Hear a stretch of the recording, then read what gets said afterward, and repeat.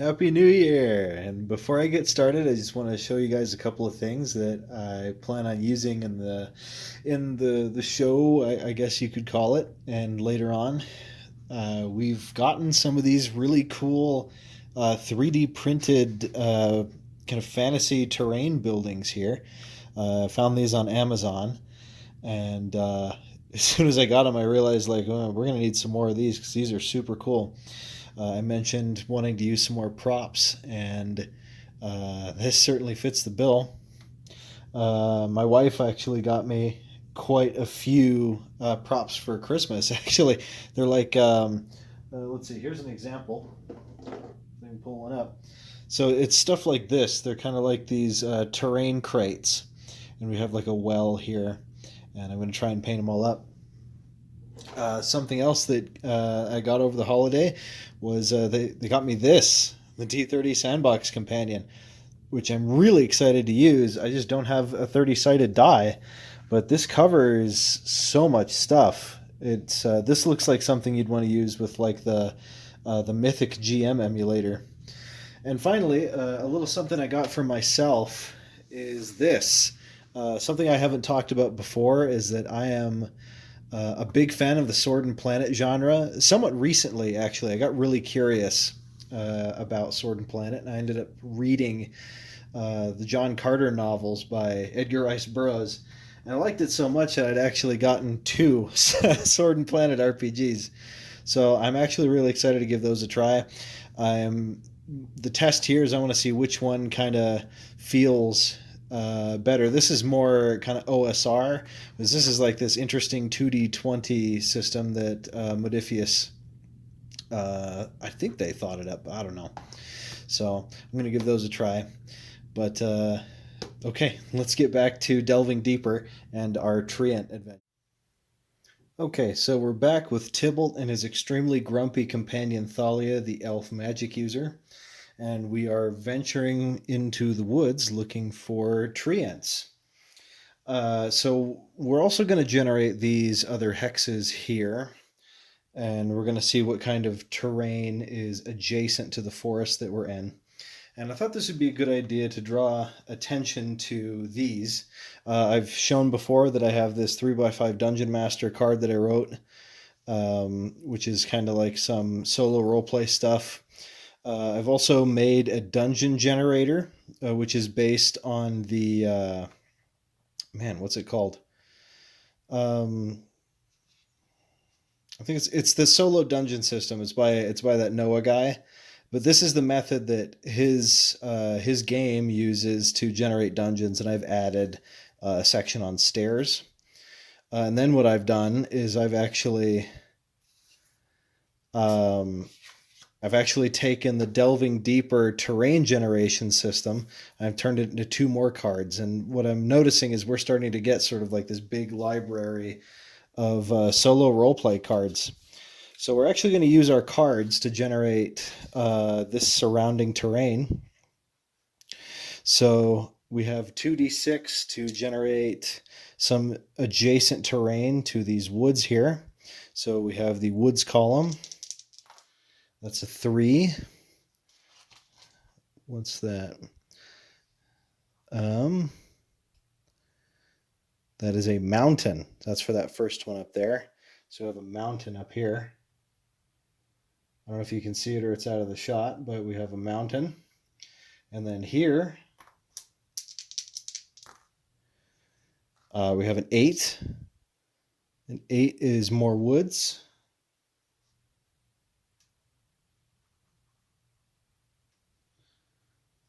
And finally, this one here, that's an 11. That's more woods. So this forest stretches along through here, and it terminates in a mountain range, at least here. But we haven't walked quite that far yet. Well, actually, I know that we're going to be walking into one of these areas. I guess we'll determine that randomly which one we move into. So it's going to be evens and odds. That's odds. We're moving southeast here, and we are going to roll and see if there's an encounter there. random encounter as we're moving. So per square, we roll one of these, and on a roll of a 6, we get a random encounter. So it's sort of the opposite of Labyrinth Lord. That's a 5, so there's no random encounter. So I think what we're going to do is we're going to pull out of here, we're going to go in here, and we're going to look for some treants. So here we have our little party moving through the forest here. I think I'm going to roll for a random terrain feature for the woods, and that is a 2d6 to do that. So that's a 7. No random terrain feature. And now what we're going to do is we're going to roll on the oracles to see if there are any, if there's any something, like, I'm not going to ask if it's treants specifically. I feel like we should ask if it's kind of like a treant. Like it could be any kind of mystical woodland creature. We're looking specifically for treants. So is there anything along the lines of what we're looking for here? Rolling a d6 on the oracle. That's a 1. No and. I'm not sure what the and is. So instead, is the and a random encounter? 6, yes, hand. Wow, okay. So let's look for some random encounters in the woods. So we're going to turn to our Delving Deeper compendium, and we're going to go to random encounters, if I can find it.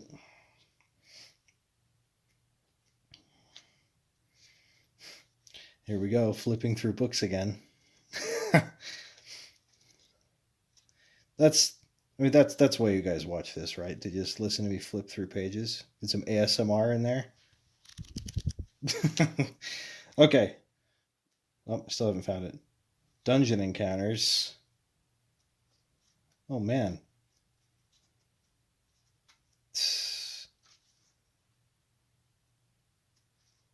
Oh, here we go. No, that's an entourage of. Oh, yeah, okay, here we go. So that's on page 64. So we're in the woods, and we're going to roll a d20 and see what kind of random creatures we encounter. Please don't be something ridiculous. That's a 4. In the woods, we find giant centipedes. And on a search for magical woodland creatures, we instead find giant bugs. It says there's like 1 to 6 of these things appearing. So let's roll our d6 here. That's 3. So there's 3 giant centipedes. I don't have miniatures for giant centipedes, although weirdly it'd be really easy to acquire those. Could go to any dollar store and just get, like, you know, those bags of bugs. So I think I'm going to use these sorry pieces. Let's see. Does the encounter? I want to do this as close to buy the book as we can. So I'm going to go to the combat area, the combat chapter, and I'm going to take a look and see if there's, like, do we determine distance or anything like that?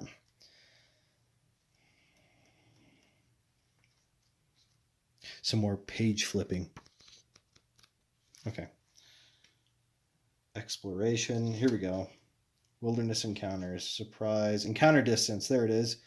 20 to 120 yards. Oh, I forgot. We're outdoors. So, like, these squares are yards. All right. So 10 to 60 yards. So that's a d6 distance. So from the front of us, like where Thalia is at, I should probably be in the front because I'm the armored one. But from where Thalia is at, kind of forward, I guess I could randomly determine a direction, couldn't I? Sure, why not? So that's 1, 2, 3, 4, 6. Okay, so we'll do like a d8 there. 1, 2, 3, 4, 5, 6. So behind us, actually. So it's actually going to end up being behind us. So we're like closer up like that, looking for treants. And all of a sudden behind us, about 1, 2, 3, 4, 5 yards back, there's 3 of these. 1, 2, 3, 4. There's 3 of these nasty. It's like a yard. They can all fit in one, right? There's like these nasty things, and I'm pretty sure we've been surprised, but I'll roll for it anyway. Surprise occurs in the wilderness as it does in the underworld. Throw a 5 or 6 on a d6, except that animals will not be surprised from upwind. We haven't determined the direction of the wind, so instead we're going to roll for each party. Again, as usual, the red is the good guys, blue is the bad guys. So we're gonna take a roll here. 5 or 6, we're surprised. They're surprised, not us. We are ready. So let's get some initiative going. I'm going to look up the statistics for a giant centipede. A giant centipede? Do these things suck? Can they kill me instantly? Oh, I'm going to have to go look at their actual entry, huh? Just giant centipedes. They have an AC of 12. Oh, that's a movement rate. I was like, that's not possible. Their armor class is 3 or 7. I guess I'll roll randomly, or yeah, evens odds. I hope it's not 3. So evens it's 3, odds it's 7. Evens it's 3. Oh boy, if we get killed by giant centipedes out here, man, I guess we can just do the No, I'm not going to plan for it yet. We can win. I just got to look up. I just need to make sure they don't have like save or die poison or something, because I know some centipedes are poisonous. C. Crocodiles, cockatrices, chimeras, centipedes, giant and large. Paralysis. Saving throws allowed at +4 in the case of large centipedes. But these are giant centipedes, so no. They're 10 feet long, have hard armored head but soft body. They can move along walls and ceilings. I guess I didn't look to see hostility, did I? I'm sorry if this is seeming kind of ponderous. I'm getting used to the system and I want to know. Okay, here we go. That's morale, though. How about a reaction roll? Here we go. So that's 2d6. That is a 9. I can do math. What the heck? They're nice. That's 9 to 11. That's positive. They're not hostile. Weird. These are neutral, unaligned creatures. So, okay, we're not currently in combat. They're just kind of nice. They come and they check us out. Here I was ready to die from save or die poison, and the centipedes are nice. I think that comes from Tybalt panicking. I don't think he's ever seen a giant centipede before. But that being the case, we're going to look around again. Although, no, we're going to have to move because we haven't found any along the way. So we're going to leave these nice centipedes behind. I thought for sure we were going to die there. Knowing the track record for my games, would you be surprised? All right, let's pull back out, and we're going to head north to those other woods after we generate some more terrain. All right, so upon generating some more terrain, the forest is definitely fanning out here, where it's like it's pretty deep here. I would imagine it connects with this one around that way. So we're actually going to take our D4, 1, 2, 3, 4, and we're going to determine what direction Thalia leads us in. Was that a 2? Okay, so we're actually going northwest into this bit of forest here. We're going to roll for random encounters. That's a 1, no random encounter. And so now that we're in these woods here, is there anything along the lines of what we're looking for? That's a 5. That's a yes. Okay. Is it a treant? If no, I have an alternative. Yes, it is. Holy cow, we found one. Okay. So I guess in this... oh man, I thought we'd never find one. I guess it was only a matter of time. So in this little nook here with those trees, we find a great big treant. I didn't put grass on his base or anything. Probably should have. So there's this cool looking this autumnal treant. And for the funsies, I'm sure this thing could kill us, but I want to know kind of how he feels about us being out here in his home. That's a 7. It's uncertain. That makes sense. So 6 to 8 is uncertain in monster reaction. So upon seeing this, Tybalt is he's beside himself in astonishment. He's never seen a treant before in his entire life. And so actually I'm interested. Does this treant have anything to say to us? It'd be kind of cool if he was like a quest giver. So like as we enter his little clearing here, uh does he have anything to say to us? Actually, I guess first of all, does Thalia recognize him? She lives here, so maybe she knows who he is. No, she has no idea who this guy is. So, does he have anything to say to us? Do we get a plot point from this guy? Yes, we do. That's very exciting. So, on the back of my, or actually, we're using our Dungeon Master 3x5 card. I've got a couple of things on here. So I have like sense and I have emotion right here. That's just stuff that I came up with when I was making the card. So let's roll on here just to get some use out of it. So his emotion, which he's delivering this message, is 2, sadness. He's a sad treant. And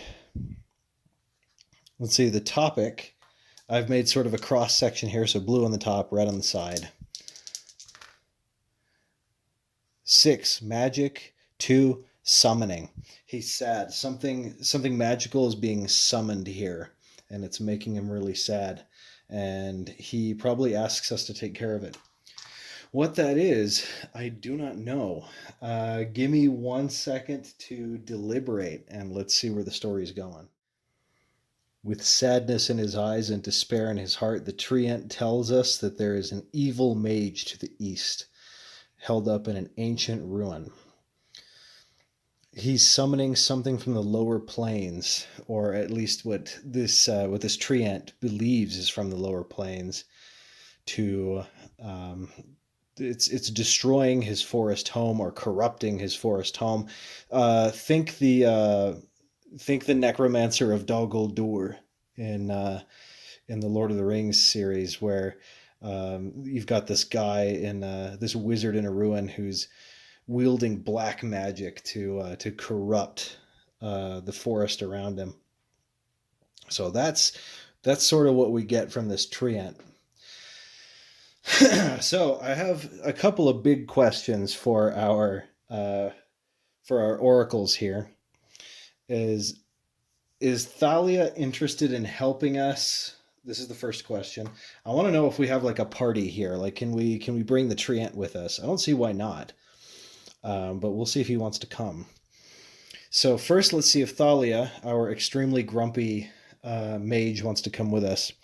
Now, I have this other thing called likelihood, which means I would roll 2d6, and depending on whether it's likely or not, take the higher or lower roll. So the first question, I suppose, that's going to affect the likelihood is, does she seem interested in the treant story? No. So this is going to be an unlikely as to whether she wants to help us. Does she want to help us? No, she does not want to help us. Does the treant want to help us?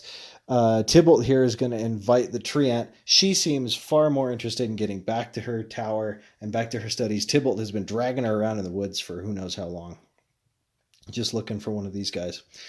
So does this treant want to help us? I'm going to say it's likely, because this is his home, and he's likely just looking for some help as well. So does the treant want to help us? Yes, the treant is going to come with us. So that's exciting. Thalia is going to head back to her tower, and we are going to hang out with this treant, and we're going to figure out what's going on in the ruin. Thalia's gone, and so here we have our friend Wilbur. Wilbur the treant. I like it. It's very likely he didn't have a name, as he never needed one before. So, yeah, our boy Tybalt just names him Wilbur. Wilbur the treant. I like that. So we currently are here. He said the tower was to the east, so let's generate some terrain. I'm really liking these cards. Okay, here we go. So terrain generation. So over here, each adjacent hex here is going to get some terrain. And we're in the woods, so here we go. That's a 7. That's open. So this is like an open field here, so we'll do some grass. Okay, so we found the edge of the forest there. How about right there? A 9. A mountain. So we have a mountain here to the southeast.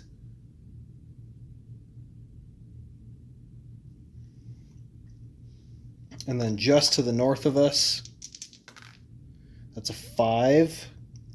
That's more woods. So the forest continues here.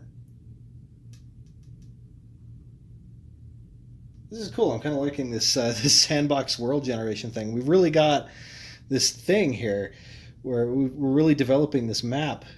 So we've got King's Fall right there, and then it's sort of in a mountainous moor valley, and it borders here, swamp, woods. I guarantee these woods circle around like that. We've got some open plains there. It looks like we have some mountains to the northeast and directly east, and this other open plain here. Let's determine which of these the ruins are in, as Wilbur is going to lead us to one of those. So we got evens on the top, odds on the bottom. Evens is on the top, so these ruins are here on the plain. So we're going to put R for ruins. So I'm going to deliberate with Wilbur here. And I'm going to see if I can convince Wilbur to come back to King's Fall with me. We've got to assemble a party. We may be foolhardy, but we're not stupid. So we would like to get some helpers to go into that ruin. So he's going to say, Wilbur, I want to help you to protect your home. I've grown to like this place as I've been here this last little while, and I very much like you. So please come with me back to King's Fall, and we will find some other brave individuals to help us get rid of this evil sorcerer and whatever he's doing in there. Funny, because I'm actually playing an anti-cleric, but he doesn't have to know that. So, Wilbur, will you come back with us? Ah! We gave a really rousing speech. Let's have that be with advantage. Yeah, he's going to come back with us. Totally not cheating. You're my friend, Wilbur. You're going to come back to town with me. Sorry if that seems kind of short. That's all I'm going to do for today. I'd like to get some painting done, and I really want to wait for that D30 to arrive so I can use that D30 sandbox companion. Very, very attractive choice for something like this, especially because we're procedurally generating a fantasy world. So I want to see where that goes. Another thing I noticed before I go is that we have somehow breached 100 subscribers. I don't know when that happened, but we have. Thank you so much for showing so much interest in this. I'm literally just doing it on a whim, and I have no idea how long the channel is going to last and how long I'm going to do it for, but I feel like we should do something for 100 subscribers. Maybe that's when I'll try the Sword and Planet stuff. I don't know. But next time, I think, is when I'm going to do something a little bit special. And then the time after that, we will continue with the delving deeper solo play. Or if you'd prefer to do this, just let me know, and we will continue on our merry way and go fight an evil sorcerer and probably die. Because that's how my games turn out. Also, please let me know if you want to see the return of the Horrible Four. They're kind of on hiatus. I didn't really know where I was going with them, but now that I have this D30 world generator, things are really looking up. We have a couple more random table books as well. We have the Great Book of Random Tables, and that has so much stuff. And maybe procedurally generating the city won't be as bad because we have this, this big box of Jenga things. So, yep, let me know what you guys would want to do for the 100 subscriber special video, and I'm going to make that one a little bit longer. Maybe about as long as some of the older videos where I used to go to like 45 minutes to like an hour. But I'm trying to shorten those up. Anyway, thank you so much for watching. Thank you so much for sticking around, and we'll see you in the next video.